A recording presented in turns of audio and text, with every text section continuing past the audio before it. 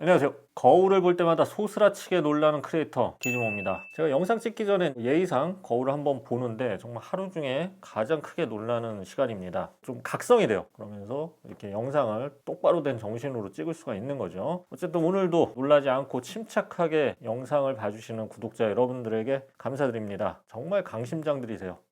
자, 오늘은 제나이저 MBO 사운드바 미니 리뷰입니다. 제나이저 읽을 수는 있지만 쓰라고 하면 정말 쓰기 어려운 브랜드 스펠링이죠. 독일어겠죠. 제나이저가 올해 MBO 사운드바 플러스와 MBO 사운드바 미니를 출시를 했어요. 제나이저가 리뷰 샘플을 제공해 주셔서 리뷰를 진행하게 됐습니다. 광고는 아니고요. 솔직하게 리뷰를 했습니다. 자, 저는 이제 두 제품 중에 작고 귀여운 미니를 골라봤습니다. 일단 받아보니까 크기는 정말 작아요. 성능을 보니까 이거는 성능은 미니가 아니에요. 가격도 미니가 아니고요. 이 정도 크기는 보통 이제 2.1 채널, 뭐 기껏해야 5.1 채널 정도인데 이 제품은 무려 7.1.4 채널을 구현하는 다채널 사운드바입니다. 돌비 애트모스 당연히 지원하고요. 설치 공간을 최소화하면서 다채널 효과를 원한다면 MBO 사운드바 미니 같은 제품이 그렇게 많지는 않아요, 시장에. 자, 물론 크기가 작기 때문에 저역 한계는 있습니다. 그럴 경우에는 여기 있는 제나이저 MBO 서브우퍼를 이게 SW02라는 모델인데 이거 추가하면 돼요. 이 서브우퍼를 그냥 주진 않아요. 이거 단독으로 사고 서브우퍼도 별매로 사는 거예요. 서브우퍼가 이게 꼭 필요한지도 한번 리뷰를 통해 알아보겠습니다.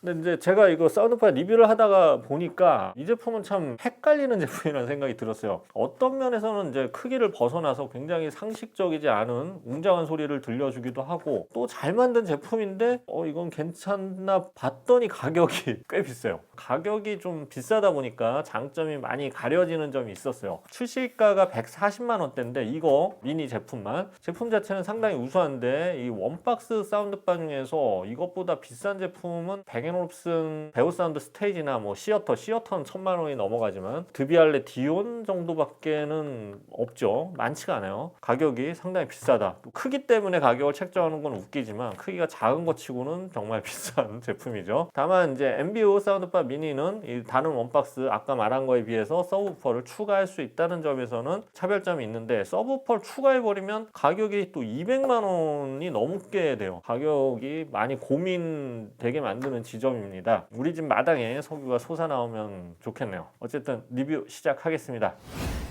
간혹 제가 이제 뭐 오프닝 할 때 뭐 안 웃으면서 농담을 한다 그래서 이상하게 생각하는 분들이 있는데 농담이 아니래서 안 웃는 거예요. 디자인부터 보겠습니다. 자, 일단 미니라는 이름답게 크기가 작습니다. 가로 사이즈 70cm고요. 높이는 6.5cm에 불과합니다. 상당히 작죠. 보통 1m 전후의 사운드바와 비교하면 앙증맞을 정도로 작습니다. 뭐 55인치, 뭐 65인치 이런 거에 비해서는 정말 작고요. 지금 영상에 나가는 43인치 TV 아래에도 작게 느껴져요. 사운드바라는 게 원래 설치 공간을 줄이기 위해 개발된 제품인데 여기서도 또 엄청나게 소형화를 이뤄냈습니다. 무게도 3.3kg 정도에 불과합니다. 이건 뭐 가방에 넣고 다녀도 될 정도입니다. 버거익선, 크면 클수록 좋아하는 걸 좋아하는 사람도 있지만 그러면 집이 좁아지죠. 같은 성능이라면 작은 게 좋은 겁니다. 그래서 미니멀한 공간을 꾸미기에 아주 좋은 제품이죠. 자, 디자인 계속 볼게요. 양 측면은 부드럽게 유선형으로 마감이 되어 있고요. 상단과 바닥을 제외한 전체를 패브릭으로 감쌌습니다. 옆쪽을. 자, 상당히 단단한 플라스틱 바디에 패브릭 촉감도 좋고요. 만듦새가 무척 좋습니다. 비싸서 그렇지만 아주 고급스럽게 느껴져요. 자, 상단에는 터치식 컨트롤이 있어요. 볼륨, 입력 선택, 전원, 그리고 블루투스 페어링 버튼이 있고요. 음성 제어도 제공하는데 아쉽게도 알렉사입니다. 그리고 LED 표시등도 굉장히 고급스럽게 들어와서 현재 작동 상태나 볼륨을 알려줍니다. 다만 이렇게 앞쪽에서 보면 잘 보이지가 않아요. 앞에 패브릭 안쪽에다 했으면 좋을 뻔했어요. 자, 정면 오른쪽에는 이 MBO라는 글자가 새겨져 있는데 MBO 모드를 사용하면 여기에 불이 들어옵니다. MBO 모드가 사운드바 미니가 제공하는 입체 음향 모드예요. 음악 들을 때를 제외하면 MBO 모드를 사용하면 될 것 같습니다. 자, 후면 포트를 볼게요. HDMI, eARC 포트랑 USB 포트 이렇게만 지원을 해요. 자, USB 포트는 전원 공급과 펌웨어 업데이트용 포트입니다. 그래서 실제로는 eARC 포트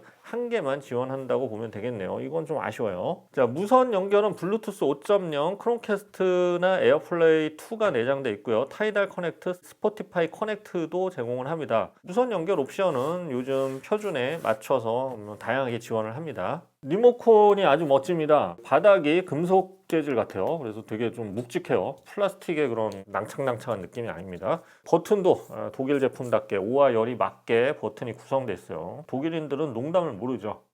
자, 처음에 설치하고 앱에 연결하면 공간 보정을 해주는데요. 공간의 최적인 사운드를 재생해줍니다. 이 보정을 거치면 저역의 크기나 밸런스가 더 정확해지고 깔끔한 소리가 납니다. 그리고 더 뛰어난 입체 음향 효과가 가능해지죠. 반드시 공간 보정을 해주고 시작하는 걸 추천드립니다. 음질을 알아보겠습니다. 스펙을 보면 7.1.4 채널인데 드라이버 유닛은 6개입니다. 그러니까 6개 유닛 드라이버로 12채널을 지원한다는 건데 이게 옛날 개념으로 하면 사실 말이 안 됐어요. 근데 요즘에는 가상화 기술이 워낙 발달했기 때문에 가능해졌죠. 사실 돌비 애트모스도 가상화 기술로 없는 입체감을 만들어내는 거죠. 특히 제나이저는 입체 효과를 위해서 프라운호퍼라고 하는 독일 전문 3D 입체 음향 회사와 협력을 했어요. 가상화 기술을 통해서 다채널을 구현해주는 사운드바라고 보면 됩니다.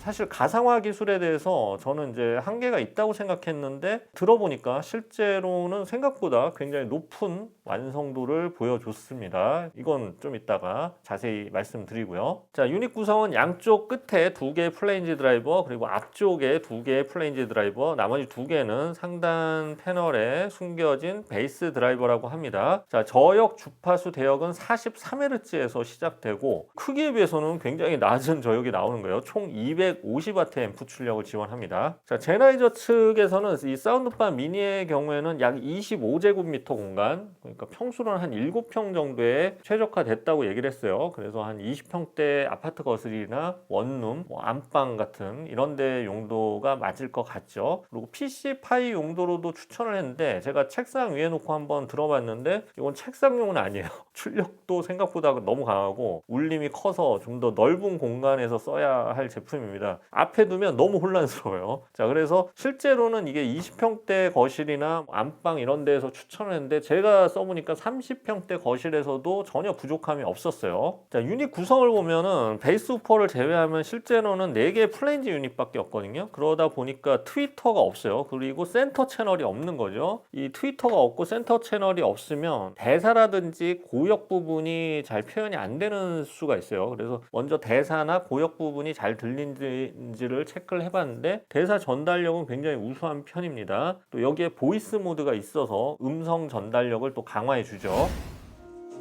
천천히 완성! 오늘은 베를린 클럽에서 아주 힙한 오리지널 스모키 메이크업을 한번 살펴봤어요. 어때요? 천천히 완성! 오늘은 베를린 클럽에서 아주 힙한 오리지널 스모키 메이크업을 한번 살펴봤어요. 어때요? 다만 음악 감상 시에는 아무래도 트위터가 없다 보니까 고역이 상대적으로 좀 무딥니다. 고역은 전달도 되지만 입체감이나 무대감이나 이런 걸 좀 더 강화시켜주는 역할도 해요. 스윗스팟을 만드는 거죠. 이게 2채널 스피커처럼 또 스윗스팟을 생생하게 그려주지는 못하는 거예요. 그래서 트위터가 없기 때문에 뭐 결론적으로 음악 감상용으로 써도 나쁘진 않은데 중고역 부분을 좀 좋아하는 분들에게는 아쉬운, 그래서 하이파이 스피커를 대체할 정도의 그런 실력은 아닙니다. 자, 사운드바 본질로 영화 감상이나 이런 걸로 볼 때 이 저역 쪽에는 상당히 울림이 강합니다. 특히 앰비오 모드시에서는 크기에서 느끼기 힘든 굉장히 상당히 깊고 풍성한 저역을 들려줍니다. 물론 뭐 20Hz에 이르는 극저역까지는 나오지 않지만 아파트나 뭐 빌라 같은 이런 공동주거 형태 공간에서는 차고 넘치는 저역이 나옵니다. 볼륨을 뭐 끝까지 올릴 수가 없어요.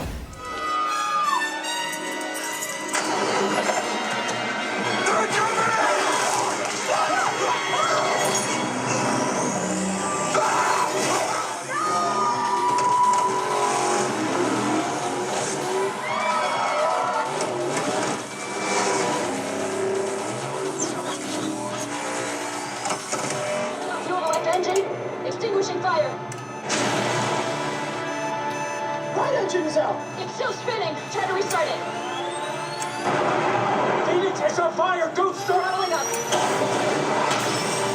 I like it.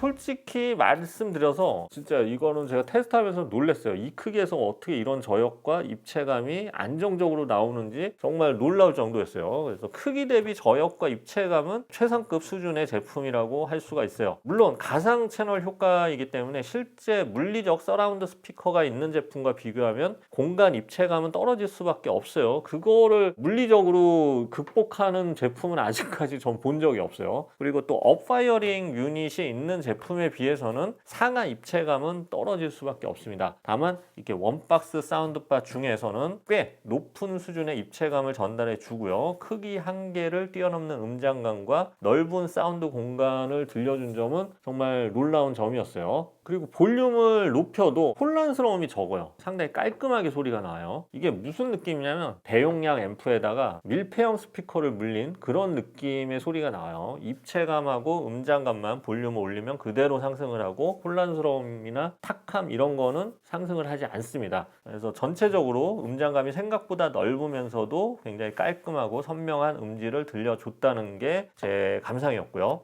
음악 감상용으로는 트위터가 없었다는 게 좀 아쉽지만 영화 감상 시에는 뭐 크게 그런 아쉬움이 느껴지지 않았습니다. 다만 더 넓은 공간에서 사용한다면 그리고 꽝꽝 때려주고 싶다면 아무래도 이제 서브우퍼의 존재감이 좀 아쉬운데 만약 30평대 이상의 거실이고 충간 소음의 걱정이 덜한 환경이라면 이 서브우퍼를 사용하면 음장감이 당연히 크게 확장됩니다.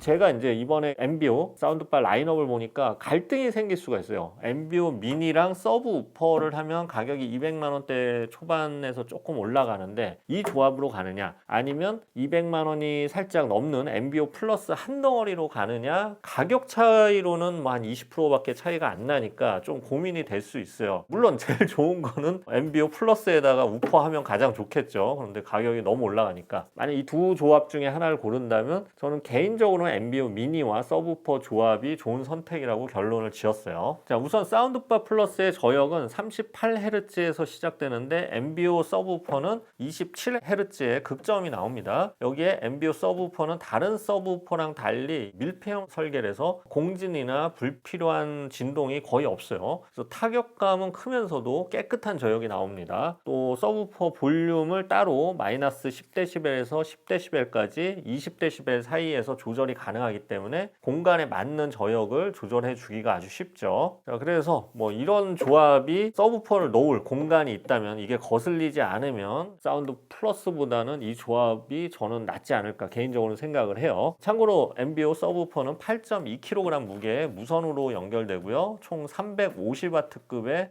굉장히 큰 앰프가 내장되어 있습니다. 본체랑 합치면 이게 600W급 출력이 되겠죠. 자, 정리해 보겠습니다. 제나이저 엠비오 사운드바 미니는 제나이저가 내놓은 가장 작고 가벼운 사운드바입니다. 하지만 7.1.4 채널의 가상 채널을 제공해서 크기에 비해서 굉장히 놀라운 음장감과 입체 음향을 제공하는 사운드바죠. 특히 생각보다 저역이 굉장히 좋고요. 섬세하면서 깔끔한 사운드가 나와서 좁은 거실용 제품이라고 나왔지만 더 넓은 공간에서 사용해도 불편함이 없을 정도로 괜찮은 사운드를 들려줬습니다. 그 밖에 공간 보정 기능과 다양한 EQ, 보이스 강화 옵션, 나이트 모드 등의 다양한 기능을 제공하는 점도 장점이죠. 아쉬운 점이 있다면 아무래도 가격이 되겠죠. 원박스 사운드바 치고는 비싼 가격과 또 서브우퍼 치고는 비싼 가격이 걸림돌이죠. 그리고 양옆 입체 음향은 크게 아쉽지 않은데 상하 입체 음향은 업파이어링 유닛을 지원하는 제품에 비해서 다소 아쉬운 부분이 있습니다. 그리고 이렇게 별도 서라운드 스피커 옵션은 없다는 점도 생각해야겠죠. 네, 리뷰는 끝났고요. 올해가 정말 얼마 남지 않았습니다. 연말 연초에도 기즈모는 계속 리뷰를 올릴 예정이니까 심심하실 때 쉬다가 웃고 싶으실 때 찾아오시고요. 남은 연말 잘 보내시길 바라겠습니다. 지금까지 기즈모였습니다. 감사합니다.